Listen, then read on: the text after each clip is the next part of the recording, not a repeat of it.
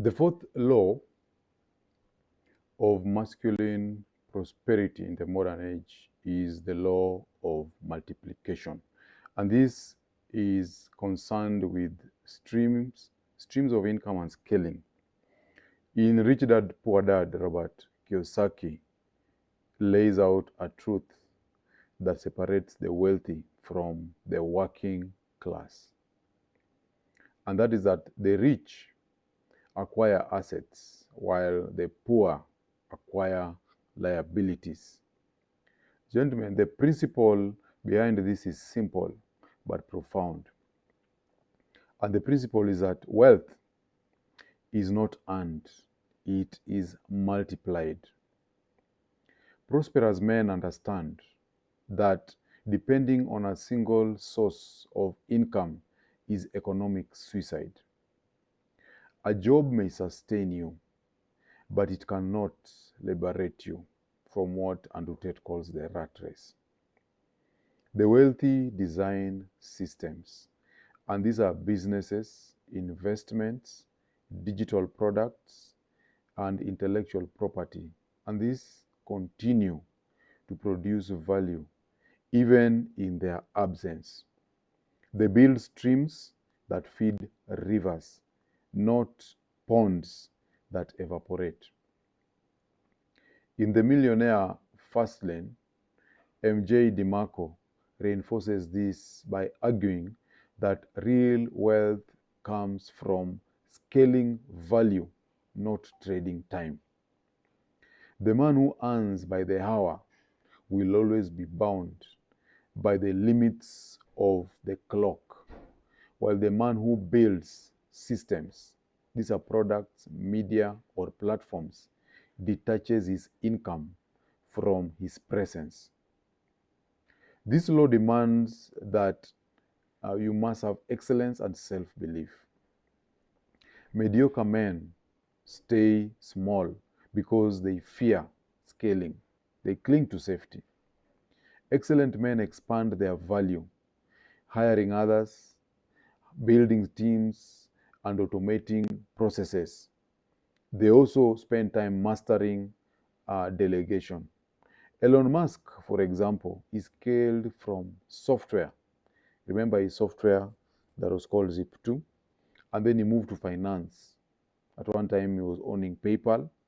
And then he moved to clean energy, okay, which is Tesla. And now he's in aerospace, which is SpaceX. And he did this by thinking in systems, not silos. So, gentlemen, you have to remember the world owes you nothing. Your ability to multiply your value determines your wealth. Whether in business, relationships, or self-mastery, your growth depends on how much value you can extend beyond yourself. So if you look at some practical applications, in business, what you can do is you can convert your skills into assets. Teach what you know, build courses, write, consult, license, or invest. Myself, I've written books on intersexual dynamics. You can see some of them behind me. So even when I'm doing something else, like when I'm speaking, the books are being sold by other people in bookshelves. They are on Amazon, they are being bought, and I'm also diversifying in other areas. Okay? So you need to learn to convert your skills into assets. Design websites, design courses, do some consultancy. Okay? And then in relationships, you need to multiply emotional value. Become a man who adds peace, not pressure. Women, friends, and children, they orbit consistency and leadership. And then in life, gentlemen, you must learn to compound. Compound your money, compound your habits, your networks, and knowledge. Compounding is multiplication stretched over time. And the law is very simple. If you don't scale, you will stagnate. The fifth law is a law of deep focus. And we get a lot of this from Carl Newton's work, deep work. So in a world that is addicted to noise, focus has become a superpower. That's what Carl Newton tells us in his book, Deep Work. And he says that the ability to perform deep work is becoming increasingly rare at exactly the same time that it is becoming increasingly valuable. This means that the fewer people who can focus, the more valuable the focused man becomes. And deep focus is not about working longer. It's about working with intensity and purpose. It is the art of carving out solitude to master one thing while others are chasing everything, especially now in this age of AI and social media. So in Atomic Habits, James Clear tells us that mastery is a result of small habits repeated consistently over time. So if you want to master any skill, any subject, that is what you need to do. Deep focus compounds skill, while shallow attention dissolves it. There is an author called Naval Ravikant who puts it even more bluntly. And Ravikant tells us that play long-term games with the long-term people. Okay?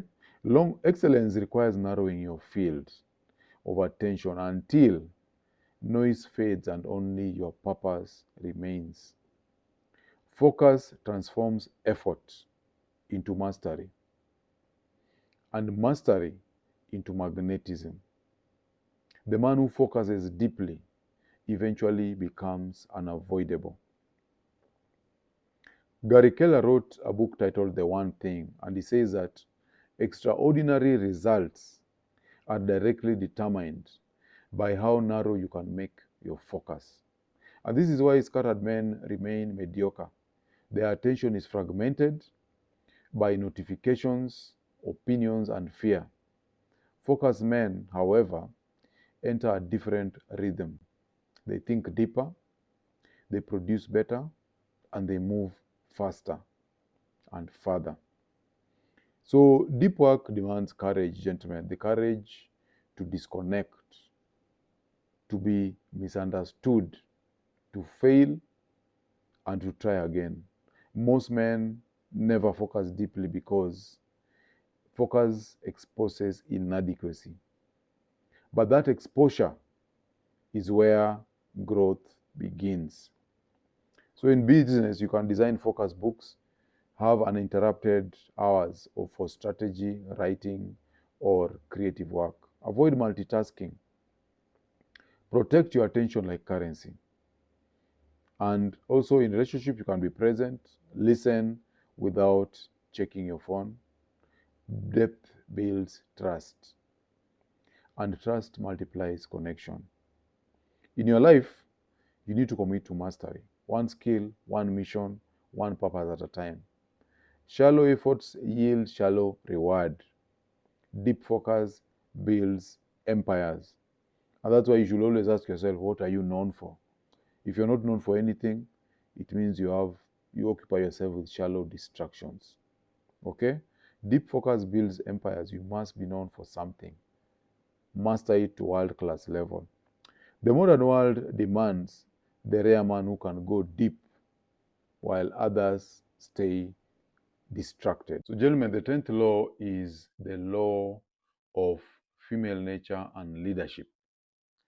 So, we have seen from cases like uh, mythical stories like Luanda Magere, Samson and Delilah. We have stories like King Ahab and his queen Jezebel, about people like Will Smith and Jada Pinkett. Okay? Men who don't understand female nature can get derailed and destroyed by the women in their lives.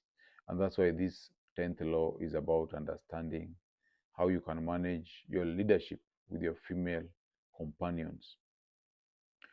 In Rational Male, Rolo Tomasi says that women follow men who lead with strength, not men who beg for approval. Hypergamy. Fitness tests, and shifting desires are a part of reality, not unfairness. A masculine man embraces the burden of performance, and he does not collapse under women's tests. He doesn't seek permission to lead. He leads because leadership is his essence. So become, you need to build yourself into a man who centers his life on leadership. Because a man who actually goes around pleasing women loses them. A man who centers his life around his mission attracts naturally. So the same principle applies to leadership. The man who centers his decisions around pleasing everyone, he loses respect. But the man who leads from vision attracts followers, investors, and women who believe in him. Leadership is essentially masculine essence expressed through action. It is a posture of a man who doesn't wait for permission to lead. He leads because leadership is in his nature. The 11th law is a law of risk and resilience. Alex Hormozi says that failure is the tuition you pay for mastery. So, gentlemen, Hormozi puts it very plainly to us. He says that most people don't fail because they try and lose. Most people fail because they never endure enough loss to learn. Men prosper by taking calculated risks and rising after failure. Thomas Edison reframed 1,000 failures as 1,000 lessons. That's the essence of fearlessness of failure. John Maxwell dedicated an entire book to this called Failing Forward. And in that book, he writes that the difference between average people and achieving people is their perception of and response to failure. He reframes failure as movement, moving forward, not backward. Every fall, properly processed, becomes a step towards mastery. His wisdom aligns perfectly with Hormozi's ethos, which is that men who fear failure outsource their growth to comfort. True leaders absorb the pain of their mistakes. They convert it into wisdom and they keep moving. In the book titled Mindset, The New Psychology of Success, Carol Dweck identified the growth mindset. And this is the belief that intelligence and ability are developed through effort and they are not fixed at birth. In the growth mindset, failure is information. We label it as useful, not permanent. Dweck's research confirms what Hormozi teaches anecdotally, and that is that winners learn faster because they recover faster. They see every setback as skill acquisition. They detach ego from outcome. In business, this means iterating your product, pitch, or plan until it works instead of waiting for perfection before you act. So, failure is not the end, gentlemen, it is the forge.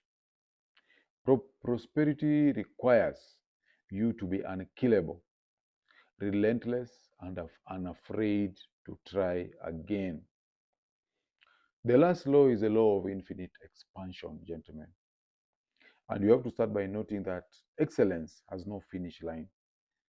Recently, there was a young man who was asking me when I was talking about daily habits when you are at a retreat uh, in the outskirts of Nairobi. He asked, when you do these morning routines, what next after you have done everything you wanted to do? So this law is for you. You don't retire from growth. you expand. You expand your skills, you expand your network, you expand your wealth, you expand your sovereignty. Jeff Bezos calls it day one thinking. Okay? Act as if you are always starting so that your hunger never dies. The essence of this law is simple but brutal. Stagnation is decay. The truly, the truly great never plateau. They evolve. Infinite expansion as isn't about greed or endless business. It's about maintaining a state of becoming, not merely being. Therefore, growth, gentlemen, is not an act. Growth is an identity. Jeff Bezos calls this mindset day one thinking, as I mentioned earlier. And he warned that day two is stasis, followed by irrelevance, decline, and death. And that's why Amazon, even after global domination, it still behaves like a startup. They're spending a lot of money on testing, failing, iterating, and expanding. Bezos understood a call of prosperity. You cannot scale without renewing your hunger. The moment comfort becomes your default, you begin to rot quietly inside success.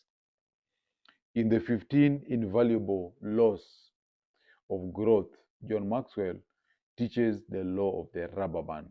And he says that growth stops when you lose the tension between where you are and where you could be. Expansion thrives on tension. Men of mastery live in that stretch zone between comfort and chaos, and they are always pushing the edges of their capacity. Maxwell reminds us leadership development precedes organizational growth. You cannot lead beyond your level of self expansion. Your business will never outgrow your mindset. So, expansion is not about proving yourself to others, it's about becoming a higher version of yourself every single day. So, gentlemen, in closing, prosperity is not given, it is earned. It demands self belief, relentless consistency, the courage to fail, and the excellence to rise again. So, I ask you, which of these 12 laws will you begin enforcing today? And are you ready to carry the burden of performance for the rest of your life? The floor is yours, and I'll see you on the next one.